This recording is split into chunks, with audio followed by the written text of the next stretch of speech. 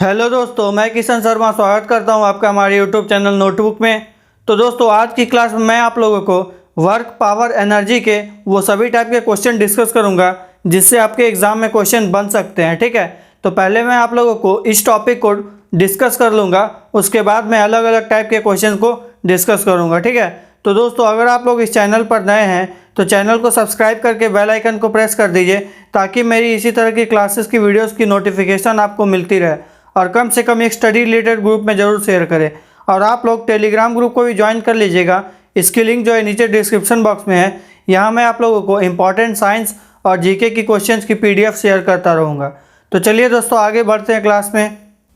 तो दोस्तों, चैप्टर का नाम है वर्क, पावर, एनर्जी। ठीक है, तो पहले हम लोग वर्क के बारे में बात करेंगे, फिर पावर की, और उसके बाद एनर्जी की। ठीक है, तो देखिए दोस्तों, वर्क क्या होता है। वर्क क्या होता है, जैसे कि मैं आप लोगों को एग्जांपल के थ्रू बताता हूँ। जैसे कि ये कोई ब्लॉक है, ठीक है, कोई ब्लॉक या कोई ऑब्जेक्ट है, तो हम लोगों ने क्या किया, ये कोई सरफेस पे रखा हुआ है, तो हम लोगों ने क्या किया, इस पर कोई फोर्स अप्लाई किया। ठीक है, फोर्स अप्लाई किया यानी कि पुल किया इसको। तो पुल करने के बाद, खींचने के बाद क्या होगा, ये इस तरफ आ जाएगा, यहाँ पे आ जाएगा ये वाला ब्लॉक। तो क्या हुआ, यहाँ पे कुछ डिस्प्लेसमेंट हुआ, यहाँ से यहाँ तक के कुछ बीच में कुछ डिस्प्लेसमेंट हुआ। ठीक है, और हम लोगों ने क्या किया दोस्तों, फोर्स लगाया तभी डिस्प्लेसमेंट हुआ। फोर्स नहीं लगाते तो ये डिस्प्लेस नहीं होता, यहीं रह जाता।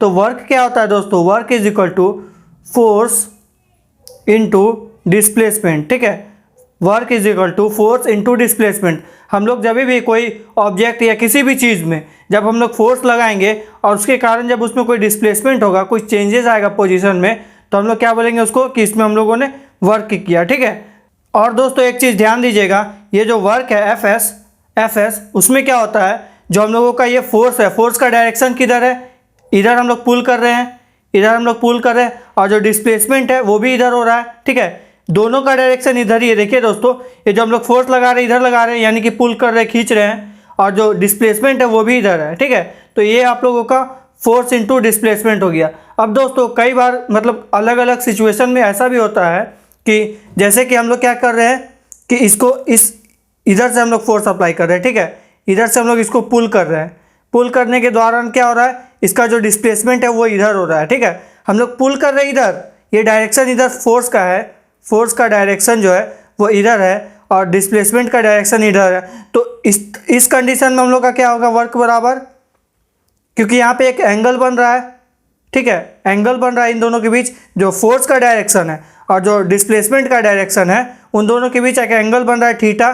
तो यहाँ पे हम लोग का वर्क क्या हो जाएगा, एफ एस कॉस थीटा। ठीक है, कॉस थीटा। अब बोलेंगे दोस्तों कि कॉस थीटा ही क्यों लिए, तो देखिए दोस्तों, हम लोग का जो ट्राइंगल में ट्रिग्नोमेट्री होता है, जो ट्रिग्नोमेट्री होता है उसमें क्या होता है, जो हम लोग का बेस कंपोनेंट होता है, बेस कंपोनेंट क्या होता है, कॉस थीटा होता है। ठीक है, कॉस थीटा होता है। और यहाँ पे हम लोग का क्या हो रहा है, जो डिस्प्लेसमेंट हो रहा है प्लेन के थ्रू, हम लोग प्लेन के थ्रू मतलब इसको रेफरेंस लेके चलेंगे दोस्तों, कि प्लेन में क्या हो रहा है कि इसका मूवमेंट इस तरफ हो रहा है। ठीक है, हॉरिजॉन्टली हो रहा है। तो देखिए दोस्तों, जो हॉरिजॉन्टली होता है तो उसमें हम लोग का कंपोनेंट क्या होता है, कॉस थीटा होता है। ठीक है, इसीलिए हम लोग का कॉस थीटा लगा हुआ है, साइन थीटा नहीं लगा हुआ। इसका भी आप लोग ध्यान दीजिएगा। अब दोस्तों, इस बात का ध्यान दीजिए कि हम लोग का जो कॉस थीटा है वो क्या हो सकता है, अलग अलग एंगल पे उसका वैल्यू अलग अलग हो सकता है। कभी जीरो भी हो सकता है, कभी निगेटिव भी हो सकता है, और कभी पॉजिटिव भी हो सकता है। ठीक है, तो हम लोग का जो वर्क है दोस्तों, जो वर्क है हम लोग का वो पॉजिटिव भी हो सकता है, निगेटिव भी हो सकता है, और ज़ीरो भी हो सकता है। ठीक है, तो आप लोग बोलेंगे कि वर्क नेगेटिव कैसे होगा, ज़ीरो कैसे होगा, तो आइए मैं आप लोगों को एग्जांपल के थ्रू समझाता हूँ। तो देखिए दोस्तों, जैसे कि हम लोग का ये कोई ब्लॉक है, जैसा मैंने आपको बताया था, ये कोई ब्लॉक है, इसको हम लोग इस डायरेक्शन में पुल करेंगे, फोर्स लगाएं, और डिस्प्लेसमेंट भी अगर सेम डायरेक्शन में होगा तो हम लोग का क्या होगा दोस्तों, जो एंगल बन रहा है, जो यहाँ पे एंगल बन रहा है इन दोनों के बीच में, वो कितना बन रहा है, ज़ीरो बन रहा है, क्योंकि हम लोग का ये भी डायरेक्शन इधर है, फोर्स का भी और डिस्प्लेसमेंट का भी। तो हम लोग का जीरो एंगल बन रहा है, तो क्या हो जाएगा, अगर एफ एस कॉस थीटा लगाएंगे तो कॉस जीरो का वैल्यू कितना होता है, 1। तो ये हम लोग का आ जाएगा एफ एस। ठीक है, वर्क बराबर। अब देखिए दोस्तों, अब क्या हो रहा है, अब मानते हैं कि हम लोग का जो ये डायरेक्शन है, अब हम लोग क्या कर रहे हैं, इधर हम लोग फोर्स लगा रहे हैं, फोर्स इधर लगा रहे हैं, और हम लोग का डिस्प्लेसमेंट जो इधर हो रहा है। तो वो कैसे होगा दोस्तों, अगर हम लोग फोर्स इधर लगाएंगे और डिस्प्लेसमेंट इधर, कैसे होगा। अब देखिए दोस्तों, हम लोग जो फ्रिक्शन पढ़ते हैं, इसमें क्या होता है कि जैसे कोई ये सरफेस है, प्लेन सरफेस है, हम लोग का जो भी बोल सकते हैं, जो पैर है दोस्तों, ये हम लोग का पैर का जो यहाँ पे सरफेस है पैर का, वो हम लोग का क्या करता है, हम लोग अगर इधर बढ़ने की कोशिश करते हैं, इधर बढ़ने की, तो हम लोग का जो फ्रिक्शन फोर्स है वो किधर अप्लाई होता है, इधर अप्लाई होता है ना, अपोजिट डायरेक्शन में। जिस तरह हम लोग का मोशन रहता है उसका अपोजिट डायरेक्शन में क्या रहता है, फ्रिक्शन फोर्स। तो ये हो गया आप लोग का दोस्तों फ्रिक्शन फोर्स अपोजिट डायरेक्शन में, और ये हम लोग का जो डिस्प्लेसमेंट हो रहा है ये अपोजिट डायरेक्शन में इधर हो गया। तो ये हम लोग का हो गया डिस्प्लेसमेंट का डायरेक्शन है, ये हो गया फोर्स का। तो इन दोनों के बीच कितना एंगल बन रहा है, 180 डिग्री। तो अभी हम लोग इसको करेंगे तो क्या हो जाएगा, एफ एस कॉस 180 डिग्री। तो 180 डिग्री का वैल्यू कितना होता है, -1 होता है। तो यहाँ क्या हो जाएगा, एफ एस -1 कर देंगे तो यहाँ हो जाएगा माइनस एफ एस। तो इस कंडीशन में हम लोग का क्या हो जाएगा, जो वर्क है, जो हम लोग का वर्क है वो निगेटिव हो जाएगा। ठीक है, अब देखते हैं दोस्तों कि जो जीरो है वो कब होगा। ठीक है, तो जीरो कब होगा, जब हम लोग का सर्कुलर पाथ रहेगा। ठीक है, सर्कुलर पाथ होगा तो क्या होगा, इसमें मैंने आप लोग को बोला था दोस्तों कि सेंटर की तरफ एक फोर्स अप्लाई होता है, उसको क्या बोलते हैं हम लोग, सेंट्रीपिटल फोर्स बोलते हैं। ठीक है, तो यहाँ देखिए दोस्तों हम लोग का क्या हो रहा है, यहाँ पे सेंटर की ओर एक फोर्स अप्लाई हो रहा है। ठीक है, और जो मूवमेंट है, जो भी पार्टिकल या ऑब्जेक्ट का मूवमेंट है वो किधर हो रहा है, इधर हो रहा है। ठीक है, इधर हो रहा है। तो इन दोनों के बीच कितना डिग्री का एंगल बन रहा है, 90 डिग्री का एंगल बन रहा है ना। यहाँ पे 90 डिग्री, ये वाला जो इधर मूव करते करते यहाँ से ऐसे ऐसे इसका सर्कुलर पाथ में मोशन हो रहा है, तो यहाँ पे एंगल कितना बन रहा है, 90 डिग्री का बन रहा है। तो हम लोग का क्या हो जाएगा, एफ एस कॉस 90 डिग्री। तो 90 डिग्री का वैल्यू कितना होता है कॉस थीटा का, 0 होता है। ठीक है, तो यहाँ क्या हो जाएगा 0, तो ये हो जाएगा हम लोग का 0, यानी कि जो वर्क है दोस्तों वो कितना हो जाएगा, 0। तो हम लोग का कंडीशन दोस्तों, जो वर्क है वो पॉजिटिव भी हो सकता है, नेगेटिव भी हो सकता है और 0 भी हो सकता है। ये आप लोग ध्यान रखिएगा। ठीक है, मैंने आप लोगों को दोस्तों प्रूव करके दिखा दिया कि कैसे हो सकता है। ठीक है, बस आप लोगों को ये फॉर्मूला याद रखना है कि वर्क बराबर क्या होता है, एफ एस कॉस थीटा। ठीक है, तो जितना अगर एंगल बनेगा उतना हम लोग कॉस थीटा में ले लेंगे। तो चलिए दोस्तों अब आगे बढ़ते हैं।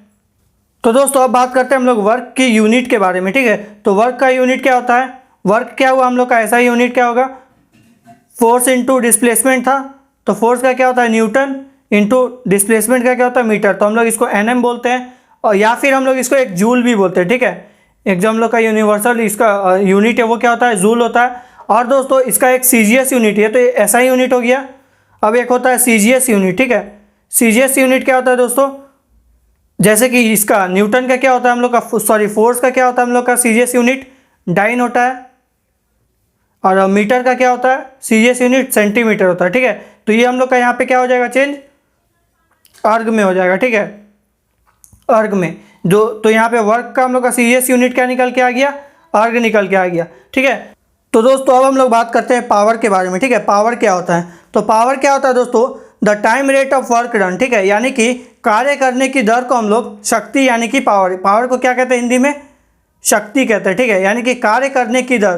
तो कार्य करने की दर कैसे होगा दोस्तों, पावर को पी से डिनोट करेंगे, कार्य करने की दर यानी कि वर्क पर यूनिट टाइम। ठीक है, यानी कि हम लोग एक यूनिट टाइम में कितना वर्क कर रहे हैं, या एक सेकेंड टाइम में हम लोग कितना वर्क कर रहे हैं, वही हम लोग का क्या होता है, पावर होता है। ठीक है, तो इसका यूनिट क्या हो जाएगा दोस्तों, वर्क का क्या होता है हम लोग का जूल होता है, और टाइम का क्या होता है, सेकंड होता है। ठीक है, तो जूल पर सेकंड हम लोग का पावर का यूनिट हो जाएगा, और या फिर इसको हम लोग वाट भी बोलते हैं। ठीक है, वाट भी बोलते हैं, जूल पर सेकंड को हम लोग वाट भी बोलते हैं। तो दोस्तों एक चीज़ और ध्यान दीजिएगा, ये तो हम लोग का जो वाट है ये हम लोग स्मॉलर क्वांटिटी के लिए हम लोग वाट लेते हैं। ठीक है, अगर हम लोग को लार्ज क्वांटिटी जैसे कि 1000 10,000 वाट को अगर हम लोग को निकालना होगा इजीली, तो हम लोग क्या करते हैं, उसको हॉर्स पावर में कैलकुलेट करते हैं। ठीक है, हॉर्स पावर, तो 1 हॉर्स पावर कितना होता है, 746 वाट। ठीक है, 746 वाट जो होता है 1 हॉर्स पावर होता है। और हॉर्स पावर दोस्तों हम लोग जो मशीन का भी जो पावर होता है, मशीन्स अलग अलग टाइप के मशीन होते हैं, उसका भी जो हम लोग पावर कैलकुलेट करते हैं वो हॉर्स पावर में ही करते हैं। ठीक है, तो दोस्तों अब हम लोग बात करते हैं एनर्जी के बारे में। ठीक है, एनर्जी के बारे में हमने वर्क को डिस्कस कर लिया, पावर को डिस्कस कर लिया, अब हम लोग एनर्जी को डिस्कस करते हैं। उसके बाद हम लोग अलग अलग टाइप के क्वेश्चन डिस्कस करेंगे। ठीक है, तो दोस्तों एनर्जी क्या होता है, एनर्जी बराबर होता है एबिलिटी टू डू वर्क। ठीक है, हिंदी में बोलेंगे कार्य करने की क्षमता को हम लोग ऊर्जा यानी कि एनर्जी कहते हैं। ठीक है, एबिलिटी टू डू वर्क। तो एनर्जी दोस्तों मेनली 2 टाइप्स के होते हैं। ठीक है, 2 टाइप्स के होते हैं, एक होता है काइनेटिक एनर्जी। ठीक है, और एक होता है पोटेंशियल एनर्जी। तो दोस्तों जो काइनेटिक एनर्जी ये क्या होता है, जब भी हम लोग का कोई भी बॉडी है, कोई भी ऑब्जेक्ट है, जब वो मोशन होगा, ठीक है, मूव करेगा, मोशन के कारण इसमें जो एनर्जी डेवलप होती है उसको हम लोग क्या बोलते हैं, काइनेटिक एनर्जी बोलते हैं, ठीक है। वो मोशन किया यानी कि वो आगे बढ़ा तो उसमें कुछ एनर्जी प्रोड्यूस हो जाएगी, तो उसको हम लोग क्या बोलते हैं, काइनेटिक एनर्जी, ठीक है। तो काइनेटिक एनर्जी को हम लोग कैलकुलेट कैसे करते हैं, हाफ एम वी स्क्वायर, ठीक है। तो वी क्या है यहाँ पे, वेलोसिटी, जिस वेलोसिटी से ऑब्जेक्ट इधर मूव कर रही है, और मास क्या है, एम जो है मास, वो इस ऑब्जेक्ट का मास है, ठीक है। तो दोस्तों अब हम लोग देखते हैं जो काइनेटिक एनर्जी है और जो मोमेंटम है, मोमेंटम क्या होता है, P बराबर M V, mass into velocity. इन दोनों के बीच में दोस्तों एक रिलेशन होता है काइनेटिक एनर्जी और मोमेंटम के बीच में। तो क्या रिलेशन होता है दोस्तों, P बराबर हमने बोला क्या, एम वी, ठीक है, और के ई बराबर क्या है, हाफ एम वी स्क्वायर। तो देखिए दोस्तों हम लोग इसको एम वी को ऐसे भी तो लिख सकते हैं, half m square v square divided by m, क्योंकि मैंने क्या किया दोस्तों, यहाँ पे ऊपर में एम से मल्टीप्लाई कर दिया और उसको डिवाइड कर दिया एम से। तो यहाँ से अगर इसको दोनों को हम लोग काट देंगे, यहाँ से इसको और इसको काट देंगे, तो ये क्या हो जाएगा, हाफ एम वी स्क्वायर हो जाएगा। तो मैंने दोस्तों यहाँ पे ऐसा इसलिए किया क्योंकि देखिए दोस्तों यहाँ पे क्या हो रहा है, एम स्क्वायर वी स्क्वायर, अगर इसको हम लोग पी स्क्वायर कर देंगे तो क्या हो जाएगा, एम स्क्वायर वी स्क्वायर, तो यहाँ पे पी स्क्वायर हो जाएगा। तो उसी तरह हम लोग क्या लिखेंगे, के ई बराबर काइनेटिक एनर्जी बराबर half p square by m, या फिर पी स्क्वायर बाई 2m। ये क्या हो जाएगा हम लोग का, काइनेटिक एनर्जी और जो मोमेंटम है उन दोनों के बीच का रिलेशन है कि काइनेटिक एनर्जी बराबर पी स्क्वायर बाई 2m, ठीक है। तो ये चीज़ आप लोग को दोस्तों याद रखना है, इससे आप लोगों के एग्जाम में क्वेश्चन भी बन सकते हैं और डायरेक्ट भी पूछा जा सकता है कि काइनेटिक एनर्जी और मोमेंटम के बीच में क्या रिलेशन है, ठीक है। तो आप लोग इसको याद रखिएगा। एक और चीज़ बता रहा हूँ दोस्तों, जो एनर्जी है, ठीक है, जो काइनेटिक एनर्जी है, इसमें जो चेंजेस होता है वही आप लोगों का वर्क डन होता है, ठीक है। कैसे मैं आप लोगों को बता रहा हूँ, जैसे कि मान लीजिए कि कोई ऑब्जेक्ट है, ठीक है, कोई ऑब्जेक्ट है, इसमें अभी कोई एनर्जी नहीं है, यानी कि काइनेटिक एनर्जी कितना है, 0 है। अब हमने इसमें कुछ फोर्स लगाया तो ये क्या हो गया, मूव किया, तो यहाँ पे क्या आ गया, इसमें कुछ काइनेटिक एनर्जी मान लेते हैं कि 2 जूल का काइनेटिक एनर्जी इसमें डेवलप हो गया। तो दोस्तों क्या हुआ, हम लोगों ने जो देखा यहाँ पे जो 2 जूल है और जो यहाँ 0 है, तो इन दोनों के बीच का गैप क्या हुआ, चेंज हुआ, कुछ डेल्टा चेंज हुआ, ठीक है, डेल्टा चेंज हुआ। तो यहाँ पे हम लोग यही बोल रहे हैं दोस्तों कि जो चेंज इन काइनेटिक एनर्जी है, पहले यहाँ पे 0 था, उसके बाद 2 जूल हो गया, तो ये जो चेंज इन काइनेटिक एनर्जी यही आप लोगों का वर्क डन है, ठीक है। अगर हम लोग वर्क डन यहाँ कुछ नहीं किए रहते, अगर ऐसे ही ऑब्जेक्ट को छोड़ देते तो क्या होता, यहाँ पे ऑब्जेक्ट पड़े रहता, ये वाला पोजीशन पे नहीं आता। तो वही हम लोग बोल रहे हैं दोस्तों कि जो वर्क डन है वो चेंज इन काइनेटिक एनर्जी है, ठीक है। चेंज इन काइनेटिक एनर्जी का मतलब क्या हुआ, यहाँ पे पहले कुछ नहीं था, 0 था काइनेटिक एनर्जी, चेंज होकर क्या हो गया, 2 जूल हो गया। तो हम लोग का वर्क डन भी बोल सकते हैं दोस्तों कि 2 जूल का हो गया, ठीक है। तो इस चीज़ का भी आप लोग ध्यान रखिएगा, इससे मैं आप लोगों को रिलेटेड एक क्वेश्चन भी आगे बताऊंगा, तो ये भी आप लोगों का इंपॉर्टेंट टर्म है, ठीक है। तो अब बात करते हैं दोस्तों पोटेंशियल एनर्जी के बारे में, ठीक है। पोटेंशियल एनर्जी क्या होता है, पोटेंशियल एनर्जी होता है दोस्तों जब भी किसी भी ऑब्जेक्ट में शेप या फिर पोजीशन के कारण जो भी हम लोग का एनर्जी स्टोर होता है, तो उसको हम लोग क्या बोलते हैं, पोटेंशियल एनर्जी बोलते हैं, ठीक है। शेप या फिर पोजीशन के कारण हम लोग का जो एनर्जी स्टोर होता है उसको हम लोग क्या बोलते हैं, पोटेंशियल एनर्जी बोलते हैं। जैसे एग्जांपल देखिए दोस्तों, हम लोग एक स्प्रिंग ले लेते हैं, ठीक है, ऐसे स्प्रिंग ले लिया, अब हम लोगों ने क्या किया, इसको एक फोर्स अप्लाई किया, ठीक है, फोर्स अप्लाई किया तो यहाँ से क्या हो गया, कंप्रेस होकर ऐसा हो गया, कंप्रेस होने के बाद ऐसा हो गया। तो दोस्तों अब क्या हो गया, इसके अंदर एक एनर्जी स्टोर हो गई है, ठीक है। एनर्जी स्टोर वो कैसे पता चलेगा, जब हम लोग इसको जो फोर्स है उसको जब अप्लाई करना हटा देंगे, ये जो फोर्स इस पर लग रहा था उसको जब हम लोग रिलीफ छोड़ देंगे तो ये क्या हो जाएगा, वापस अपने इस शेप में आ जाएगा, इस शेप में आ जाएगा। यानी कि दोस्तों जब हम लोग इसका शेप को डिफॉर्म किए, इसका जो शेप को डिफॉर्म किए, तो ये क्या हो गया, यहाँ पे इसमें कुछ एनर्जी कंजर्व हो गई, स्टोर हो गई, ठीक है। तो यही हम लोग का पोटेंशियल एनर्जी है, ठीक है। तो वापस जब छोड़ेंगे इसको तो ये इस पोजीशन पे आ जाएगी। और एक एग्जांपल देखते हैं दोस्तों, हम लोगों ने डैम के बारे में सुना है जो पानी स्टोर करता है। जैसे कि मान लीजिए कि ये कोई डैम का वॉल है, ठीक है, और यहाँ पर पानी है, यहाँ पर पानी है और यहाँ पर आप लोग का गेट है, ठीक है, जो नीचे गिरने के लिए यहाँ आप लोग का रिजर्वायर यानी कि स्टोर करने के लिए जगह। तो यहाँ दोस्तों देखिए जो वाटर है ये किसी हाइट पर है, एक पर्टिकुलर हाइट पर, क्योंकि आप लोग को देखिए रिजर्वायर है वो नीचे है। तो यहाँ पे दोस्तों ये जो वॉल पे आप लोगों का एक एनर्जी अप्लाई हो रहा है, ठीक है। जो वाटर का मॉलिक्यूल है ये एक एनर्जी अप्लाई कर रही है, क्योंकि यहाँ पे दोस्तों जैसे भी हम लोग जो गेट को ओपन करते हैं तो ये क्या होता है, उसी एनर्जी की वजह से आगे फ्लो कर जाता है, ठीक है। ये जो आप लोग का पोटेंशियल एनर्जी है वो बाद में फिर काइनेटिक एनर्जी में चेंज होकर इस तरफ आगे बढ़ जाता है। तो इसी को हम लोग क्या बोलते हैं दोस्तों, जो कि हम लोग का एक एनर्जी से दूसरा एनर्जी में ट्रांसफॉर्म हो जाता है, उसको हम लोग क्या बोलते हैं, law of conservation of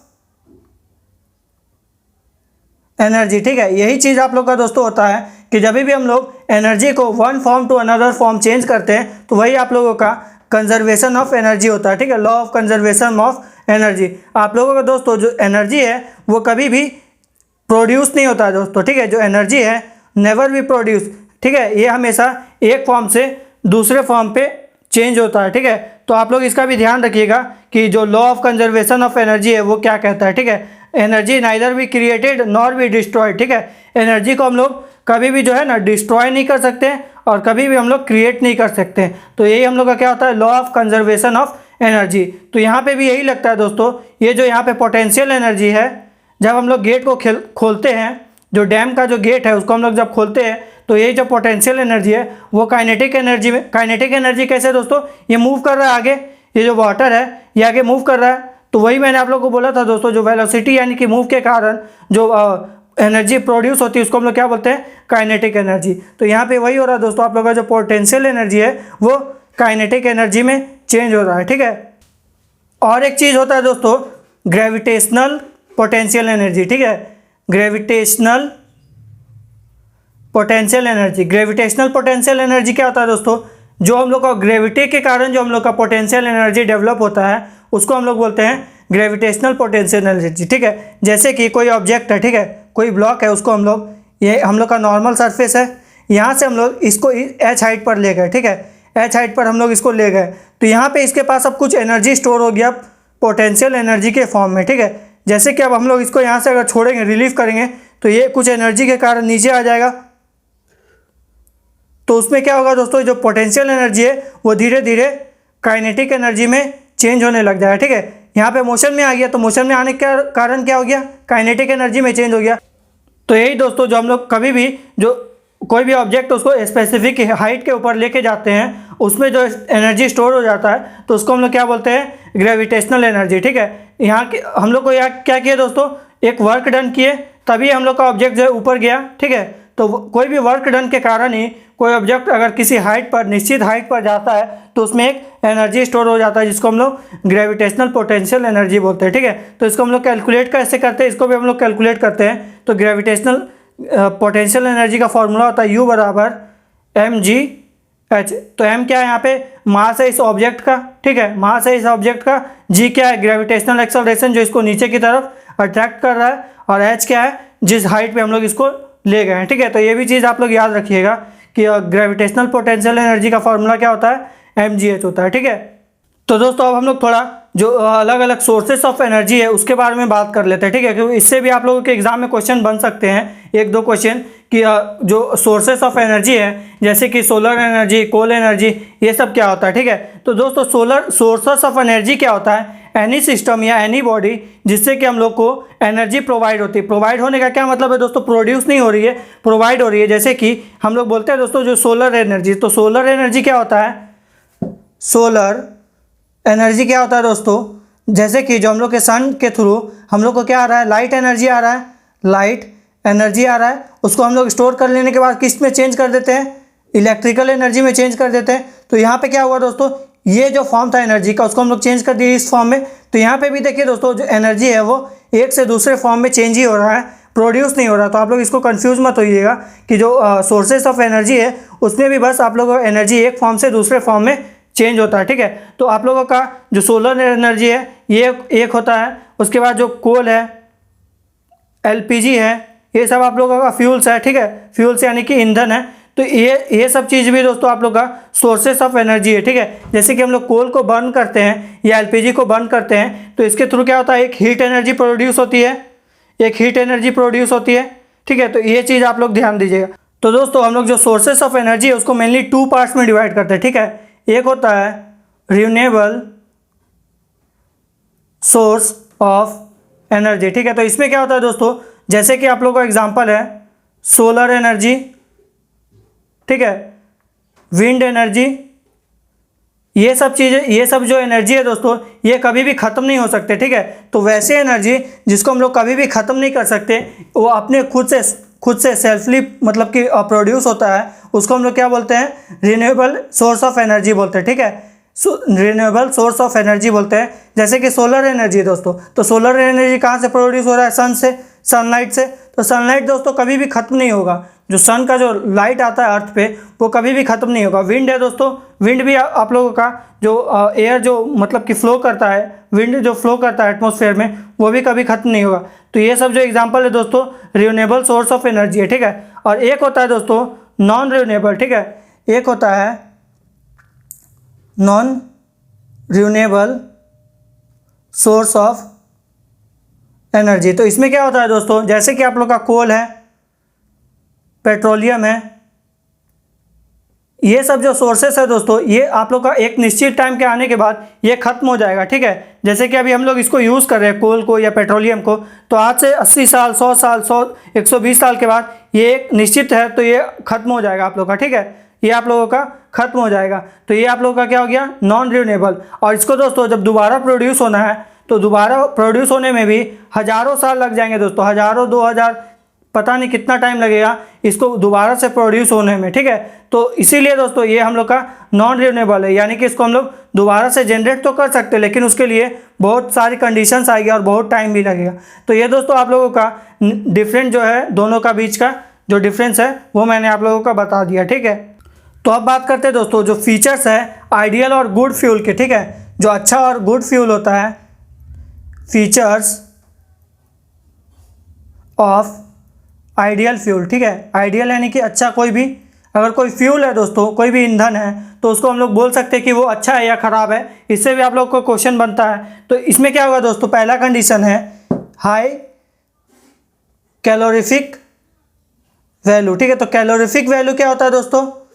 calorific value का मतलब होता है कि amount of heat produce by unit mass, ठीक है। जैसे कि मैं आप लोग को बोलूँगा कि 1 kg आप लोग के पास वुड है, ठीक है, और 1 kg आप लोग के पास कोल है। तो अब आप देखिए दोस्तों, इन दोनों में से आप लोग को 1 kg में जब हम लोग इसको बर्न करेंगे तो दोनों में से कौन ज़्यादा हीट प्रोवाइड करेगा? कोल प्रोवाइड करेगा, वुड जो है वो कम प्रोवाइड करेगा। तो यहाँ पे दोस्तों हम लोग इसी को बोलते हैं कैलोरीफिक वैल्यू, ठीक है। यानी कि हम लोग 1 kg अगर किसी भी ऑब्जेक्ट को या फिर बर्न करेंगे या फिर किसी भी फॉइल को, तो वो कितना हम लोग को हीट प्रोड्यूस करेगा, तो उसी को हम लोग बोलते हैं कैलोरीफिक वैल्यू, ठीक है। तो जिसका हम लोग का कैलोरीफिक वैल्यू ज़्यादा होगा उसको हम लोग क्या बोलेंगे? आइडियल या फिर गुड फ्यूल बोलेंगे, ठीक है। तो दूसरा कंडीशन है नॉट प्रोड्यूस हार्मफुल गैसेस, ठीक है, नॉट प्रोड्यूस हार्मफुल गैसेस, ठीक है। जैसे कि अब हम लोगों ने दोस्तों इसको बर्न किया, वुड को या फिर कोल को, तो ये क्या करेगा? हम लोग को बर्न करने के बाद गैस प्रोड्यूस करेगा, कार्बन मोनोऑक्साइड गैस प्रोड्यूस करेगा। तो दोस्तों ये हम लोग का हार्मफुल है। कार्बन मोनोऑक्साइड हमारे शरीर के लिए बहुत हार्मफुल गैस है दोस्तों। तो हम लोग को वैसा को मतलब कि फ्यूल को आइडियल फ्यूल बोलेंगे जिसमें कि इस तरह से जो हार्मफुल गैस है वो प्रोड्यूस ना हो, ठीक है। तो ये भी आप लोग का एक कंडीशन है। फिर तीसरा है दोस्तों सस्ता होना चाहिए, ठीक है, चीप होना चाहिए, चीप एंड ईजिली अवेलेबल, ठीक है, ईजिली अवेलेबल। तो हम लोग दोस्तों अगर हम लोग को कोई फ्यूल है वो अगर हम लोग को बहुत महंगा मिल रहा है और वो ईजिली मिल भी नहीं रहा है, तो ये हम लोग का जो है आइडियल फ्यूल के कैटेगरी में नहीं आएगा। तो मेनली दोस्तों ये 3 चीज़ें जो है, और भी कुछ चीज़ें हैं, जैसे कि जलने के बाद जो है वेस्ट मटेरियल ज़्यादा नहीं छोड़ना चाहिए, जिसको हम लोग राख भी बोलते हैं। जैसे इन चीज़ों को हम लोग अगर बर्न करेंगे तो इसके बाद क्या होता है, एक वेस्ट मटेरियल बचता है। तो अगर हम लोग का वेस्ट मटेरियल भी ज़्यादा बच रहा है तो हम लोग का आइडियल फ्यूल में नहीं आएगा, ठीक है। तो ये चीज़ दोस्तों आप लोगों का इंपॉर्टेंट चीज़ें हैं, तो आप लोग इसको भी याद रखिएगा। तो दोस्तों मैंने आप लोगों को वर्क, पावर और एनर्जी को पूरा अच्छे से डिस्क्राइब कर दिया है, और इसके बाद भी अगर आप लोगों को कोई डाउट है तो आप लोग कमेंट बॉक्स में मैसेज कर दीजिएगा। अब मैं आप लोगों को अलग अलग टाइप के क्वेश्चन डिस्कस करता हूं, ठीक है। तो दोस्तों हम लोग का पहला क्वेश्चन है, किसी इंडक्शन स्टोव के अंदर कौन सी ऊर्जा को हीट ऊर्जा में बदला जाता है, ठीक है। तो दोस्तों जो हम लोग का इंडक्शन होता है, घर में जो चूल्हा होता है दोस्तों इंडक्शन वाला, उसमें क्या होता है, हम लोग क्या करते हैं, इलेक्ट्रिकल एनर्जी देते हैं। इलेक्ट्रिकल एनर्जी देते हैं तो क्या करता है, हम लोग को हीट एनर्जी में उसको चेंज कर देता है। तो हम लोग किसको दे रहे हैं दोस्तों, इलेक्ट्रिकल एनर्जी, यानी कि ऑप्शन सी, ठीक है। हम लोग उसको दे रहे हैं इलेक्ट्रिकल एनर्जी और वो चेंज कर दे रहा है किसमें, हीट एनर्जी में, ठीक है। तो इसका आंसर हो जाएगा ऑप्शन सी। तो दोस्तों नेक्स्ट क्वेश्चन है, जब कोई पिंड स्वतंत्रतापूर्वक गिरता है तो गुरुत्वाकर्षण बल द्वारा किया गया कार्य क्या होगा। जैसे कि यहाँ से कोई ऑब्जेक्ट जो है वो गिर रहा है, ठीक है, नीचे फ्लो कर रहा है, मतलब कि गिर रहा है। तो यहाँ पे क्या हुआ दोस्तों, जो हम लोग का जो ग्रेविटेशनल फोर्स लग रहा है F, वो क्या है, नीचे डाउनवर्ड की दिशा में है, इसका डायरेक्शन जो है नीचे है और जो इसका डिस्प्लेसमेंट हो रहा है दोस्तों नीचे ही हो रहा है। इसी दोनों का डायरेक्शन सेम है दोस्तों। फोर्स का भी जो ग्रेविटेशनल फोर्स जो इसको अट्रैक्ट कर रहा है वो नीचे की तरफ कर रहा है और इसका डिस्प्लेसमेंट भी नीचे हो रहा है, यानी कि दोनों क्या हो रहा है, सेम डायरेक्शन में हो रहा है। तो हम लोग का जो वर्क है दोस्तों वो क्या होगा, पॉजिटिव होगा। मैंने आप लोग को स्टार्टिंग में डिस्क्राइब किया था दोस्तों, जब भी हम लोग का दोनों सेम डायरेक्शन में होगा तो पॉजिटिव होगा, दोनों अगर अपोजिट डायरेक्शन में होगा तो 180 बनेगा तो वो नेगेटिव होगा, और दोनों अगर परपेंडिकुलर होगा एक दूसरे के 90 डिग्री बनाएगा तो 0 हो जाएगा। ठीक है, तो ये चीज़ आप लोग ध्यान रखिएगा। तो दोस्तों इसमें बोल रहा है किसी कार का द्रव्यमान 1000 kg है, इसको 36 किलोमीटर पर आवर की चाल से चलाने के लिए कितना कार्य करना पड़ेगा। ठीक है, तो देखिए दोस्तों इसमें हम लोग इसको कैसे सॉल्व करेंगे, ये आप लोग का न्यूमेरिकल का क्वेश्चन है। इसमें तो सबसे पहले जो हम लोग का किलो आवर है उस किलोमीटर पर आवर है उसको हम लोग चेंज कर देंगे मीटर पर सेकेंड में। तो क्या करेंगे 5/18 से डिवाइड कर देंगे तो ये हम लोग का किस में आ जाएगा, मीटर पर सेकेंड में, यानी 10 मीटर पर सेकेंड। ठीक है, तो ये हम लोग का आ जाएगा जो इसका स्पीड यानी कि वेलोसिटी है। ठीक है, तो बोल रहा है कि किसी कार का द्रव्यमान 1000 kg यानी कि मास जो है वो 1000 kg है। ठीक है, तो बोल रहा है कि उसको मूव करने के लिए, चलाने के लिए कितना कार्य करना हो। तो दोस्तों मैंने आप लोगों को एक चीज़ बताया था, जो हम लोग का चेंज इन काइनेटिक एनर्जी है, वही हम लोग का क्या होता है, वर्क डन होता है। मैंने आप लोगों को डिस्क्राइब किया था दोस्तों, जो चेंज इन काइनेटिक एनर्जी वही आप लोग का वर्क डन होता है। तो दोस्तों अभी ये कार क्या है, जो कार है वो अभी रेस्ट में है। ठीक है, तो ये रेस्ट में होने के कारण क्या है, इसका जो काइनेटिक एनर्जी वो कितना है, 0 है। अभी तो ये रेस्ट में, तो इसका काइनेटिक एनर्जी कुछ भी नहीं है, मोशन में आएगा तब होगा। तो अभी हम लोग का काइनेटिक एनर्जी 0 है। ठीक है, उसके बाद क्या होगा दोस्तों, जब मोशन में आएगा हम लोग इसको, तो दोस्तों अब हम लोग देखते हैं जो काइनेटिक एनर्जी जो मोशन में आने के बाद क्या हो जाएगा, काइनेटिक एनर्जी बराबर ½ mv² होता है। तो यहाँ क्या कर देंगे हम लोग, हाफ मास कितना 1000 kg और v² यानी कि 10 का स्क्वायर 100 हो जाएगा। अब इसको हम लोग सॉल्व करते हैं दोस्तों, तो कितना आ जाएगा यहाँ पे 50, यानी कि 5, यहाँ कितना 0, 1 2 3 4, तो यहाँ पे 10⁴ जूल, यानी कि ऑप्शन डी। तो इसको दोस्तों हम लोगों ने कैसे सॉल्व किया, देखिए मैंने आप लोगों को बोला था कि चेंज इन काइनेटिक एनर्जी वही क्या होता है, वर्क डन होता है। ठीक है, तो यहाँ पे हम लोग का पहले क्या था, काइनेटिक एनर्जी 0 था। जब कार जो है जब वो रेस्ट में था तो उसका काइनेटिक एनर्जी कितना था, 0 था। हम लोगों ने इस पर कुछ वर्क किया, कुछ फोर्स लगाया, तो उसके कारण उसका काइनेटिक एनर्जी कितना हो गया, 5 × 10⁴ जूल हो गया। तो ये आप लोगों का क्या हुआ, चेंज इन काइनेटिक एनर्जी, तो वही क्या हो गया हम लोग का, वर्क डन। हम लोग को क्वेश्चन में बोल रहा था वर्क डन, तो ये आंसर हो जाएगा ऑप्शन डी। ठीक है, तो दोस्तों इसमें हम लोग का बोल रहा है कि एक कण की गतिज ऊर्जा तथा संवेग का गणितीय मान बराबर है, यानी कि जो मोमेंटम है और जो काइनेटिक एनर्जी है उन दोनों का न्यूमेरिकल वैल्यू सेम है। तो हम लोग का मोमेंटम क्या होता है दोस्तों, मास इंटू वेलोसिटी, और बोल रहा है कि काइनेटिक एनर्जी के इक्वल है, तो यहाँ क्या हो जाएगा mv²। तो बोल रहा है दोनों सेम है, तो यहाँ मैंने आप लोग को इक्वल लिख दिया। तो अब देखिए इसको सॉल्व करते, तो m to m कट जाएगा, ये वाला v से ये वाला v कट जाएगा क्योंकि यहाँ स्क्वायर है।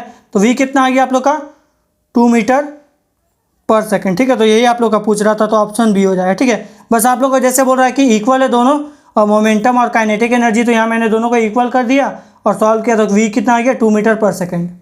तो दोस्तों इसमें बोल रहा है कि एक पिंड के रैखिक संवेग में 10% की वृद्धि करने पर इसकी गतिज ऊर्जा का प्रतिशत में वृद्धि क्या हो जाएगा। ठीक है, तो दोस्तों ये वाला क्वेश्चन भी आप लोग का परसेंटेज वाला आ गया, तो इसमें भी मैं आप लोगों को वो मैथ वाली ट्रिक बताऊंगा। ठीक है, तो बोल रहा है कि रैखिक संवेग यानी कि मास इंटू वेलोसिटी, मोमेंटम का ही बात कर रहा है। बोल रहा है कि इसमें हम लोग 10% की इंक्रीमेंट कर दिए। ठीक है, तो इसको हम लोग क्या बोलते हैं, पी बोलते हैं। तो गतिज ऊर्जा यानी कि गतिज ऊर्जा, इन दोनों के बीच का रिलेशन मैंने आपको बताया था दोस्तों कि के बराबर क्या होता है, p²/2m होता है। यही आप लोग का रिलेशन बता रहा है। यहाँ पर भी देखिए दोस्तों रिलेशन बता रहा है, मोमेंटम और काइनेटिक एनर्जी के बारे में, दोनों के बीच में रिलेशन बता रहा है। तो हम लोग इसी के थ्रू सॉल्व करेंगे। तो बोल रहा है कि रैखिक संवेग यानी कि संवेग में 10% की वृद्धि कर दी गई। तो पहले हम लोग मान लेते हैं दोस्तों, जो p है वो 10 था, मान लेते हैं दोस्तों, अभी हम लोग को दिया नहीं है तो हम लोग मान लेंगे तो ईजिली बनेगा। 10 था तो बोल रहा है, तो यहाँ क्या हो जाएगा हम लोग का 100 हो जाएगा, क्योंकि इसको अब हम लोग सॉल्व कर रहे हैं। यहाँ हो जाएगा 2m। ठीक है, तो ये क्या हो गया दोस्तों, p² था तो 100 हो गया बाई 2m। हम लोग का अभी काइनेटिक एनर्जी कितना हो गया, 100/2m। अब बोल रहा है कि 10% इंक्रीमेंट करने के बाद, तो 10% इंक्रीमेंट करेंगे तो 10 का कितना होगा, 10% 1 होगा। मैंने आप लोगों को बोला था दोस्तों एलिमिनेशन मेथड में कि 0 हटा देने से क्या होता है, 10% निकल जाता है, तो इसका 1 हो जाएगा। तो अब हम लोग का p कितना हो गया, नया वाला p 11 हो गया, क्योंकि इंक्रीमेंट किए तो पहले 10 था तो 1 इंक्रीमेंट किए तो अब 11 हो गया। तो बोल रहा है कि गतिज ऊर्जा में प्रतिशत वृद्धि कितना हो। तो अब हम लोग का क्या कंडीशन हो गया, 11 का स्क्वायर बाई 2m। मास तो चेंज नहीं होगा, बोला नहीं है, तो यहाँ क्या होगा 121/2m। तो देखिए दोस्तों हम लोग का पहले क्या था 100/2m और अभी कितना हो गया 121/2m। तो चेंजेस कितना का है दोस्तों 21 का। तो यहाँ पे हम लोग का कितना हो जाएगा 21%। ठीक है, परसेंटेज के थ्रू मैंने आप लोग को ये वाला कैलकुलेट कर दिया दोस्तों। आप लोग इसका ध्यान दीजिएगा कि यहाँ पे 100 था और यहाँ पे 121 था, तो इसमें इंक्रीमेंट कितना का हुआ 21% का हुआ, क्योंकि ये दोस्तों जो 21 है ये कितना है 100 का 21% ही है। मैंने आप लोगों को ये चीज़ है दोस्तों परसेंटेज की जो टॉपिक है हमारी ट्रिक क्लास उसमें आप लोगों को डिस्कस किया है, तो आप लोग उसको देख लीजिएगा। ठीक है, उसकी लिंक मैं आप लोगों को डिस्क्रिप्शन बॉक्स में दे दूंगा। तो इसमें बोल रहा है दोस्तों 1 मिनट में 100 वाट का बल्ब कितनी ऊर्जा प्रदान करेगा। ठीक है, कोई बल्ब है 100 वाट का, उसका पावर कितना है 100 वाट, तो उस बोल रहा है कि कितना एनर्जी प्रोवाइड करेगा। ठीक है, कितना एनर्जी ट्रांसफ़र करेगा। तो देखिए दोस्तों P बराबर क्या होता है, पावर बराबर वर्क पर यूनिट टाइम होता है, वर्क पर यूनिट टाइम होता है। ठीक है, और हम लोग को एनर्जी निकालने बोल रहा है। ठीक है, तो इसको हम लोग कैसे सॉल्व करेंगे दोस्तों। देखिए दोस्तों जो वर्क है, वर्क क्या होता है जूल और क्या होता है AT सेकेंड, और यही आप लोग का P का भी यूनिट होता है दोस्तों वाट। ठीक है, हम लोग का जो पावर का यूनिट है वो भी वाट होता है और ये भी जूल पर सेकंड भी वाट होता है। तो हम लोग बोल सकते हैं दोस्तों, यहाँ हम लोग कॉमा लगा दें क्योंकि दोनों अलग अलग है। तो बोल रहा है कि 100 वाट का बल्ब, तो 100 वाट का बल्ब को हम लोग क्या लिख सकते हैं दोस्तों 100 जूल पर सेकंड में वो खर्चा कर रहा है, बोल सकते हैं ना दोस्तों। हम लोग को बोल रहा है कि 10 वाट का बल्ब है, तो हम लोग क्या बोल रहे हैं कि यहाँ पे 100 वाट का बल्ब है, तो यहाँ हम लोग बोल दिए कि 100 वाट है।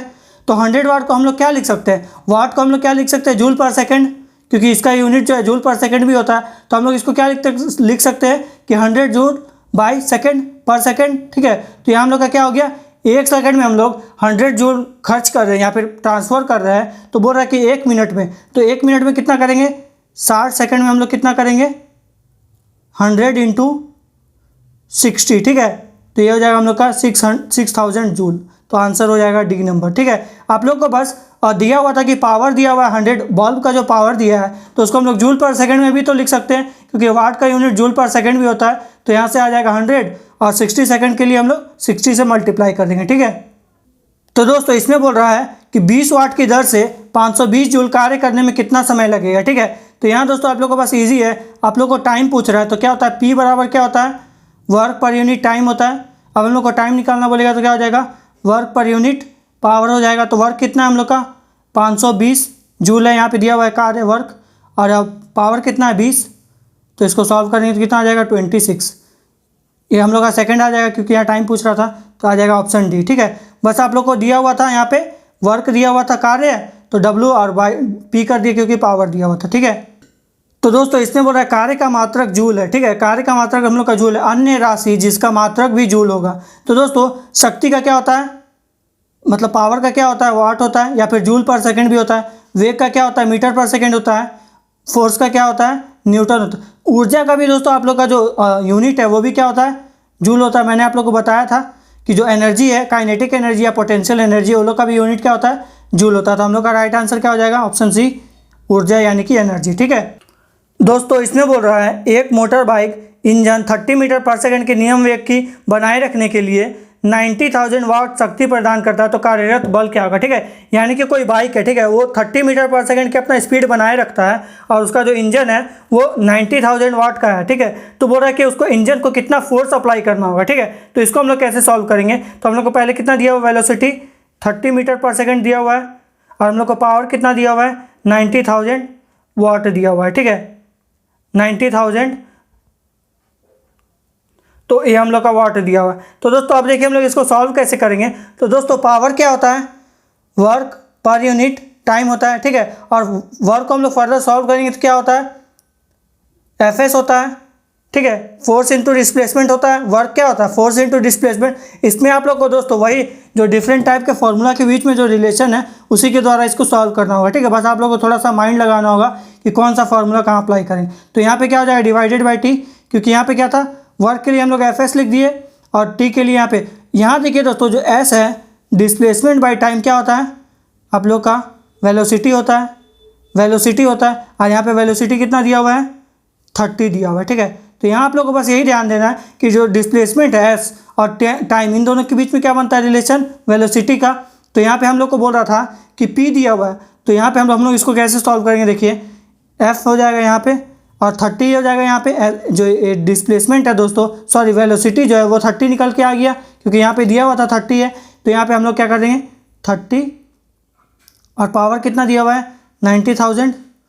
तो इसको सॉल्व करेंगे तो कितना हो जाएगा, 0 से 0 कट जाएगा, और ये 3 से ये 3 कट जाएगा। तो हम लोग का एफ कितना आ जाएगा यहाँ पे 3000 न्यूटन, यानी कि ऑप्शन ए। ठीक है, बस आप लोग को दोस्तों जो इन दोनों के फार्मूला के बीच में रिलेशन है, जैसे कि P बराबर क्या होता है, वर्क पर यूनिट टाइम।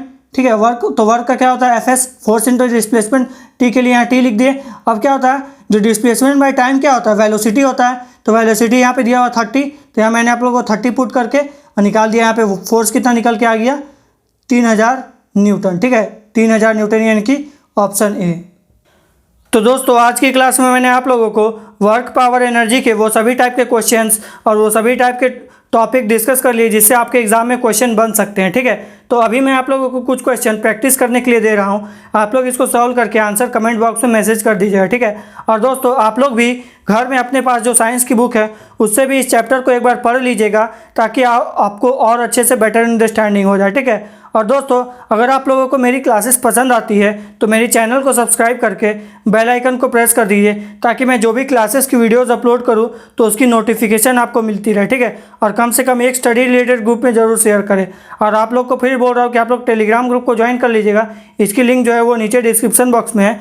यहाँ मैं आप लोगों को इंपॉर्टेंट क्वेश्चन शेयर करता रहूँगा। ठीक है, तो चलिए दोस्तों अब मिलते हैं हम लोग के नेक्स्ट क्लास में। तब तक के लिए thank you and God bless you all.